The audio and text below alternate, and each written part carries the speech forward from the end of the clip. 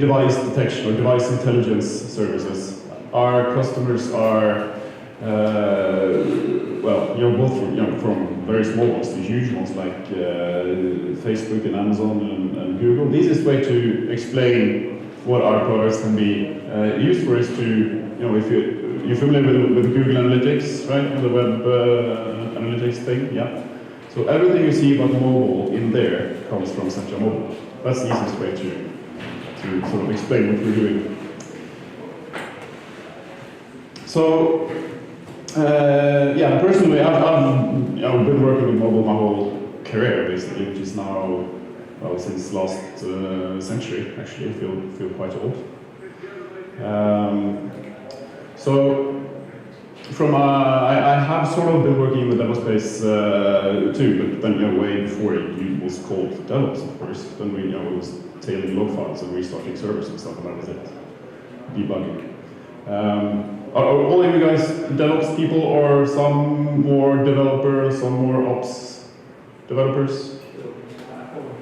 Operations?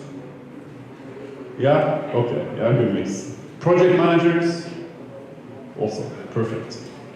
So, yeah, mobile. This is global numbers. We today on the web. This is web only. Mind you, this is web browsing only. We have a mobile majority. Most of the traffic on the web today is mobile, and it's, still that's difficult to sort of grasp because we, in our daily work, especially when we're working on our jobs, we're in front of a computer. That's where we test and debug and stuff like that. But globally, mobile is now the most important channel, if you will. And in addition to this, native applications, iPhone applications, Android application comes. So if we count that in, which we are going to talk more about during this presentation, the mobile majority is huge compared to the regular old-fashioned desktop computing that we're used to. In India, the tipping point was in 2012, and now there's 80-something% mobile. So mobile is definitely very, very important. How the numbers are in Russia, I'll return to this. The data source I used for this slide wasn't as reliable for Russia, so I didn't include any statistics there. But some quick browsing led me to this number. So yeah, but we'll return to this. Do you know, by the way, do you have reliable statistics? How many mobile versus desktop users or sessions or whatever on the web? No? No idea. I have some numbers later on. Don't worry. So, back in the days, it was pretty easy. Though we didn't really need a DevOps team back then. It was easy. I had some browsers over here, and there's some websites over there, and there was HTTP in between. Fairly easy. But nowadays, it's like this. We have, still some weird devices going on over here, but there are native apps, and there are, of course, the browsers still, and there are hybrid apps. Native apps pretending to be a browser, right? And all of these are, talking to all sorts of services over here, APIs, showing websites, using all sorts of services, and the DevOps space over here. It's getting pretty difficult to, get the big picture of what's going on. Log files doesn't tell you that much. Doesn't tell you anything what went wrong over here, for instance. Analytics and reporting, dashboards are very popular these days. What if you could show a dashboard with statistics and data from specific applications, browsers, and devices, and so on? So I'm gonna share with you a personal story now from my own personal life, and it's true. I was out an evening having a lot of fun, getting a little bit too much to drink. Seen this movie? Yeah, it's very entertaining. Yeah, something like this. Yeah. and way too much to drink. You know, fell asleep on the bathroom floor, and then you wake up the next morning feeling that something went wrong. You know what's actually what's happened last night. Something happened. You're not quite sure, and then you get a text message. You know, I know where you live. And I was, my face was like this, because I couldn't remember. I knew something happened, but I couldn't sort of put the pieces together. It was this guy, the crazy guy with the gun and the monkey, or was it the nice girl whom I tried to impress by pulling my tooth? You don't really know, right? So panic strikes, and the DevOps team inside your head. Seen this movie then? Yeah, this is the DevOps team. this should be your screensaver or your desktop background or something. This is the DevOps team, and they're working. What happened? How? Only if we could identify this, the sender of this message. The number was, of course, unknown to me. So, the point is, it would have been much easier to sort of debug this whole situation if I could identify who I was communicating with. Best thing, of course, would be if I remembered everything from last night, but I didn't. So, who sent this message? And if we're sort of transitioning this over to the web and app space and HTTP actually has this nice solution to this problem, which is called the user agent. This you probably know, right? You're all familiar with the user agent in an HTTP request. I'll explain anyway. Yeah, agent is a software acting on behalf of the user. Not always true, but at least when you're thinking of a user agent as a browser, it is, and a native application it is. So now, returning to this picture, in the HTTP request, we have a HTTP header field called user agent, which is supposed to then identify the thing or the agent over here, which is acting on behalf of me. So they thought about this, the guys who invented HTTP. And the user agent has been in the specification since the very first version of HTTP. And then it becomes a whole lot easier to do debugging and DevOps and analytics reporting, that kind of stuff, on the server side. Because now, in theory, you know that, this request came from an iPhone 6s from this application, and it seems to have a bug in it because it's not loading all the data, for instance. Easy to create alerts and monitoring, very specific, down to the device and an application name and version and so on. So, question then is, how to make a meaningful user agent? Because as we show now, the user agent space is a total mess, but there are some rules or de facto standards, if you will, that we can apply. So let's look at the specification. I'm going to read this to you. The user agent header field contains information about the user agent originating the request, which is often seen by servers to help identify the scope of reported interoperability problems, to work around tailored or tailor responses to particular user agents' limitations, and for analytics regarding browser or operating systems. So, a lot of useful information in there. And it goes on explaining how to form this. One or more product identifiers, followed by some comments, if you will, and some spaces, and by convention, the most important product identifier will come first, and then in decreasing order. And it may have a version. So this is sort of standard. RWS means required white space. So basically, it will look like something like this, where the most important piece of software or the most important component inside your application or the program you're making will come first with a optional version, then white space, and then the less significant component, and then, the medium significant component, and then the less significant component. So this is how they envisioned the user agent to look like back in the days. And it started out quite well. This is the Mosaic browser. Pretty good, very standardized. This is how it's supposed to be, right? It's a Mosaic browser version 2.0. All good. But then Mozilla came along. Do you know what Mozilla is short for, by the way? Mosaic Killer. Mosaic Killer. Oh, at least that's the sort of the rumors.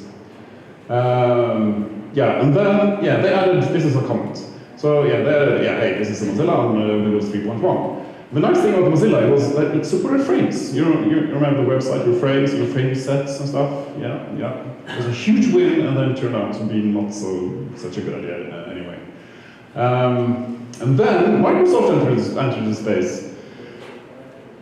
But hey, they're claiming to be Mozilla. Why is that? Well, because Internet Explorer supported frames too. And then they added this, I'm really a Microsoft Internet Explorer 2.0 running Windows 95. So it's this is where the mess began, right? Blame these guys. It's a really amusing story. The story about the user agents. I'll share my slides afterwards, of course, so you'll have links. Get the full story there. But fast forwarding to last year, is it? We have now user agents like this. We still have the Mozilla in front. There's nothing to do with Mozilla anymore. But hey, back in 1991, we still did this because it was frame support, right? And it sticks with us, right? And on top of that, Microsoft again, of course, it really is a Windows Phone. This. But Android and iPhone and iMobile, that's true. And mobile Safari, Apple WebView. What's going on here? They put everything. They did a quick Google search, right? User agents, mobile, and they put all the bits and pieces into one, completely ruining. But of course, they had to do this. It's the same story all over again, right? Because we do dirty, regular expressions on user agent strings. And present different content, for iPhones and Android compared to, old Nokias, for instance, that kind of stuff. So they were really forced to do it this way. But it's completely wrong. It's completely wrong. So it's definitely a mess. But the good thing is, of course, that this is the browser space. The browser space is and will always be a mess, but now if we're focusing more on the stuff we can change, our own native applications that we develop, our own sort of hybrid applications, where we actually code the browser or the user agent, if you will. There we can do quite a lot. So let's have a look. For simplicity, we're dividing applications into three parts. Progressive or web apps of any kind. We're more or less good. They're running the browser, so we're pretty much screwed anyway. So let's not talk about that. Hybrid applications or in-app browsers. There are a native application, but they have browser components or web views inside them. For example, in the Facebook application, when you click on a link, sort of a browser window is opening. And then you have the fully native applications, which is all native code, where you use APIs to communicate with the server and load content and images and that kind of stuff. And hybrid applications and native applications we have to handle slightly different.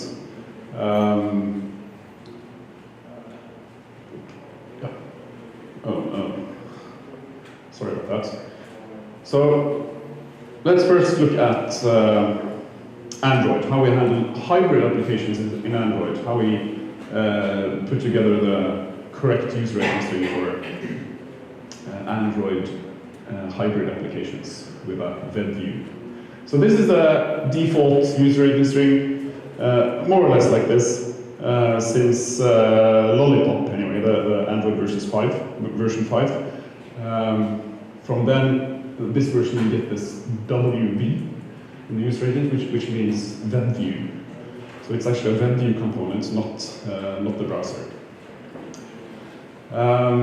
Yeah, so looking pretty good. We still have Mozilla, and we still have a lot of history in there.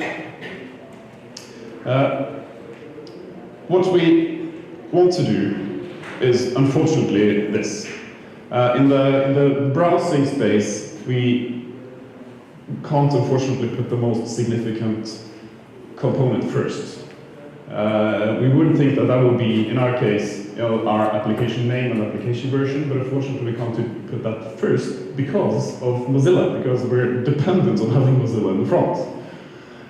So, sort of this is not according to standard at all, but it's sort of the de facto standard that has been developing. We have to append this information instead of prepending it. So any extra information you want to add on add to your user agent, you have to append to the existing stock user agent. And for readability or convenience, I guess, we put in a separator, WEBVIEW app, just for convenience. It can be anything. But main point here is to append the application name and application version and any other information you want in the user agent. So yeah, then we'll have a user agent looking something like this, and we have our stuff at the very end, unfortunately. Code to do this is pretty easy. Of course, you might be using frameworks or tools or something to handle your WEBVIEWs and the HTTP communication and stuff, but yeah, generally it works like this. There are some code located in the link in the bottom there. So yeah, pretty easy. It's just about remembering to do it. It's the most common error today developers do is to stick with the default, and that's the worst mistake they can do. It takes like 30 seconds to fix, and yeah, the most difficult part is to actually remember to do it. So let's look at the iOS WEBVIEW. There are a couple of different WEBVIEWs in iOS. And there's also the Safari View Controller, which is really not a WEBVIEW. That's more like an in-app browser, but in reality it is actually the Safari browser. So we're not going to cover that here, because that has its own user agent. The default user agent on the iPhone, in the iPhone WEBVIEW looks something like this. It's very similar to the regular Safari web browser user agent, but it doesn't have the word Safari in between here. And similarly, we can't prepend our information about the app name and version. We have to append it. And in addition, we can append more information about the actual device. Because the problem with iPhone user agent is that it doesn't really identify the iPhone model. Is it an iPhone 4S, or is it a 5, or is it an iPhone X? The user agent will look completely identical, provided that they have the same version of iOS. So now in our WEBVIEW iOS application, we have the opportunity to actually append information to identify the actual model of the iPhone, which is pretty cool. I'll return to why that is very important. And to do that, the code doesn't fit on a slide. But yeah, again, there's a link down here to a GitHub repository where all the code is, so you can download and share. And once that code is applied, we have a user agent like this. So yeah, it's a WEBVIEW app, and it's my app version 1, and this is the iPhone 4 1, which is -4s, I think. So we have to translate that into some meaningful data afterwards. All good. So, yeah, and the code. Of course, we have Swift and Objective-C to cover here. A little bit more work than on Android, but still, it's more just to remember to actually do it than to spend half a day to figure out how to do it. And all this, of course, the code is available on that link down there. So, moving on to Android applications, native Android, fully native Android applications. We have user agents like this. This is not bad actually. Dalvik is actually the virtual machine of Android, which runs the bytecode and stuff. So that's even Dalvik is not used in Android anymore, but it sticks, right? So everything you put in the user registry, it sticks. But still, it's not too bad. The default actually contains some information here about the actual device, which is good. Very useful information. And with native applications, we have more freedom because we're not on the web, we're not browsing the web. So here we can stick with specification and put our application name and version in the front, because that's most important to us. And then append the default user rating string. Then we have user ratings like this, which pretty much gives us everything we need. We can identify the application and the version. Dalvik is useless to us, but we have Android and the version of Android, and this is identifying the actual device, making the request. So now we can debug an application version level and figure out whether this application has a certain bug on a certain Android version or even a certain device, which is pretty cool.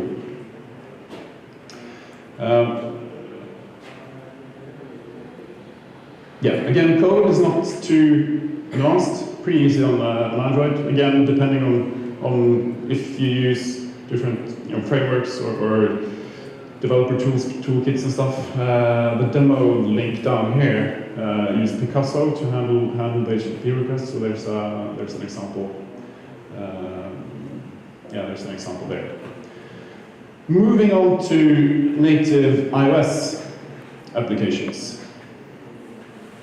Default looks something like this. You actually have that name and version here, which is pretty good. But the rest is sort of useless. Darwin is the Unix version, or Apple's Unix version, which everything is built upon. The CF network is the component handling all the network traffic. So it is actually well formed, even if from a DevOps or even developer's perspective, you don't really need this information. But you need quite a lot more information. So this is where the hard work comes in. We still want the app name version in the front. And we want, the iDevice platform, what kind of iDevice is this? And the model identifier, we remember from the WEBVIEW version. And then we also need to put in that this is actually an iOS device and put in the operating system version. And then we can append this stuff at the end, because this is not so significant to us. So, an example of how a meaningful user agent from a native iOS application would look. Application name first, model identifier, operating system and version, and then the CF network and Darwin. Much easier to understand what's going on when you see this user agent compared to the default one up there. Again, we have two languages to handle. All the magic is sort of hidden inside these two functions, where the code is on GitHub. So please go there and have a look. You can download and use it as much as you want. It's MIT licensed. But there are, of course, a couple of pitfalls in here. We can't put private information in the user registry. Private information, can be used to fingerprint users. You don't put a session ID in there, for instance, or a username or something like that. Be careful about privacy issues. Don't make it too long either, because some systems or some tools or whatever might truncate the user agent, which makes it less meaningful. And of course, don't or try not to pretend you're not to be something you're not. Even if everyone else does it, at least in the native application space, we must try to stick to the specification.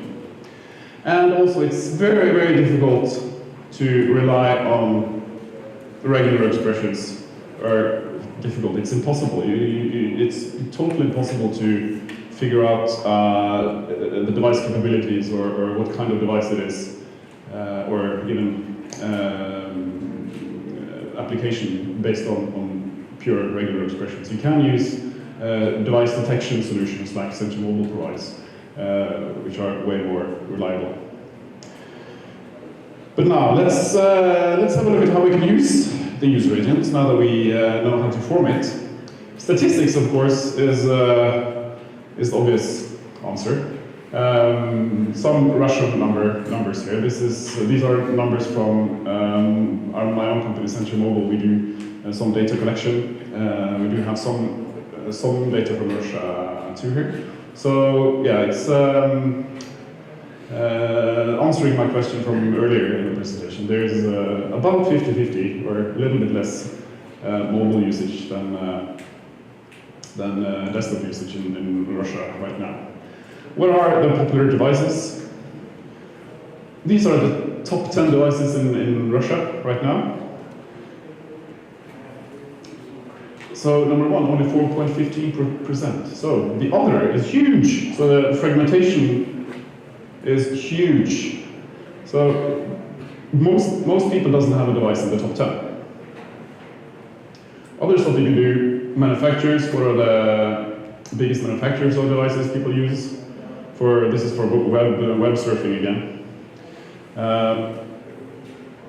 Applications. We talked about this just now. What are the most popular applications in Russia? Turns out it's Facebook, Flipboard, Google Search, UC browser, which is basically an in-app browser. Why aren't your favorite applications in here? Because they don't have a proper user registry. Most native applications today don't bother about changing the user registry. So there are Snapchat, for instance. They have the default user registry. So no advertisers or no website owners knows that this page view is coming through Snapchat, which is a huge deal really for advertisers. And this is chipset or processing power in Apple and the Samsung space. You see here, it's still, it's quite fragmented. The different chipsets the devices have. This is divided by usage, so it's actual chipsets in use. And the difference between the A6 and A7 to A8 is huge in terms of processing power, which may affect your native application's performance. It might be slow without you knowing, of course, because looking at the default user registry, it's an iPhone. So there's no way you can figure out whether and why this is slow on certain devices unless you know what kind of device it is. So putting device information in the user registry is crucial. And DevOps, I'm sure you're familiar with Splunk, right? Are you? Splunk users? No? It's an awesome tool.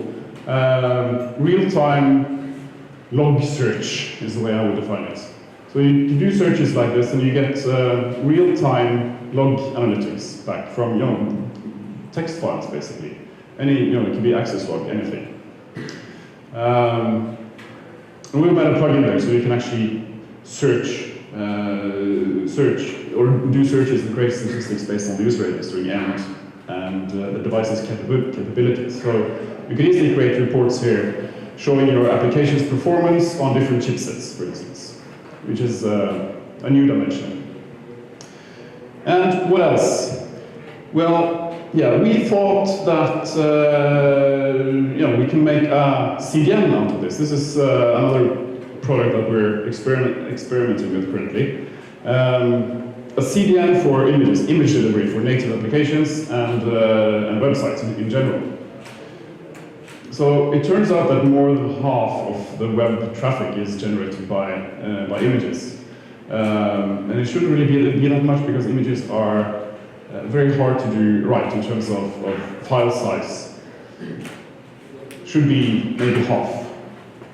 So, yeah, and knowing the fragmentation in the mobile space, the sizes of the images should vary. There's no one-size-fits-all approach here. You can't send full-size image regardless of browser or device screen size and so on. That would be wasting the user's bandwidth and money. So yeah, we went ahead and created a CDN where the user agent makes the request. It has a proper user agent. We are able to then detect the screen size, resolution, what formats does this support, CPU I mentioned, network quality and stuff, and then use that information to actually optimize the image, and then put it on the CDN, and again generate a cache key based on the device's capabilities. So this one image over here actually has multiple versions on the CDN edge, which is pretty cool. This is known as content negotiation. So is it working? This is one of our customers running the system now. So yeah, 35 million megabits per second after the switch. And this is what I had before. This is the image data only. So turns out by doing this, by having meaningful user agents and applying logic to actually adapt the content and presentation to that user agent, images specifically, we're able to reduce the data transmitted by 75%-ish. And the quality of the images, more or less the same.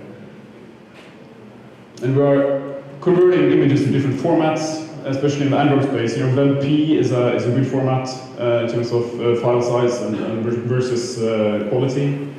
And inside native applications, most images are resized anyway. So the result is a faster loading user interface, basically. So, yeah, let's start summing up a bit, and then we'll leave a few minutes for questions afterwards. Yeah, it would have been romantic to stick with the standard. There's lots and lots of history with the user agent strings. This is important to remember. Try to do this whenever you can, especially in fully native applications. Put the most significant component first, which is usually the application name and version, and then less significant at the end. And we're, of course, stuck with these historical mistakes that we've done. So yeah, example would be the Mozilla. Mozilla, in browsing context, is usually a good idea to have first string. So rules of thumb on native applications: prepend application name and version. Hybrid applications, append name and version, and leave the default user agent string at the front. And for iOS, special rule: always include hardware info. Examples. I won't read all this to you. And of course, the benefits of spending 30 seconds on user agent strings. You know who you're communicating with. You know the capabilities or the properties of the user agent or the thing, the software that you're communicating with. Easier to debug, richer statistics. Awesome dashboards.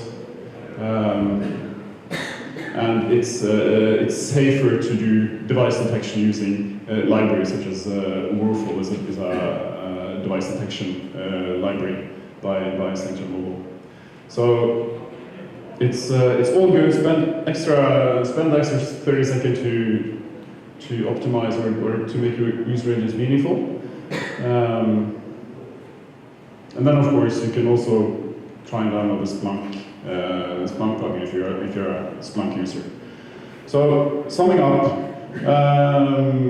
I know where you live message. It was actually the pretty girl who sent that. Now I'm married, but not with her, unfortunately. But it was I remember this day. It was not a good day, but it turned out pretty good though. We went for a couple of dates. So yeah. Questions? Slides are there already. Yeah? Question, what's the difference between the user agent streams of Android Chrome in its standard mode versus full version mode or desktop version mode? I don't remember how it is called. Yeah. If I got your question right, the question was what's the difference between Android user agent in, sorry about this, sort of the native mode, sorry, and browsing mode, native mode versus browsing mode. That was the question, right? Actually, I mean, I can launch Chrome on Android, yeah. And Chrome has a setting to represent itself as a desktop agent. Yeah. So what would be the difference in their user agent streams? Yeah. In that particular case, Android, even if you're using it on mobile and you're turning off the act as a desktop, I don't remember the name of it, but act as a desktop browser, something like that. Yeah. Then it will remove the mobile keyword from the user agent. That's pretty much it. So it's quite common, especially in JavaScript libraries and stuff, to do, if mobile, right, and then load some other mobile stuff, yeah, that's the main difference. Yeah, there are a couple of other things too in the HTTP header. Yeah, if you Google Chrome and mobile user agent, there's a very, very nice developers page that lists all the different user agents. Yeah, sure. Yeah, Thanks. Yeah, thank you. Any more questions?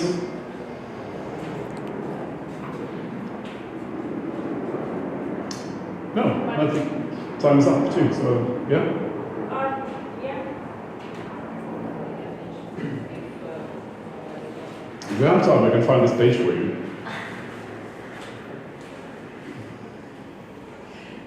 Yeah, and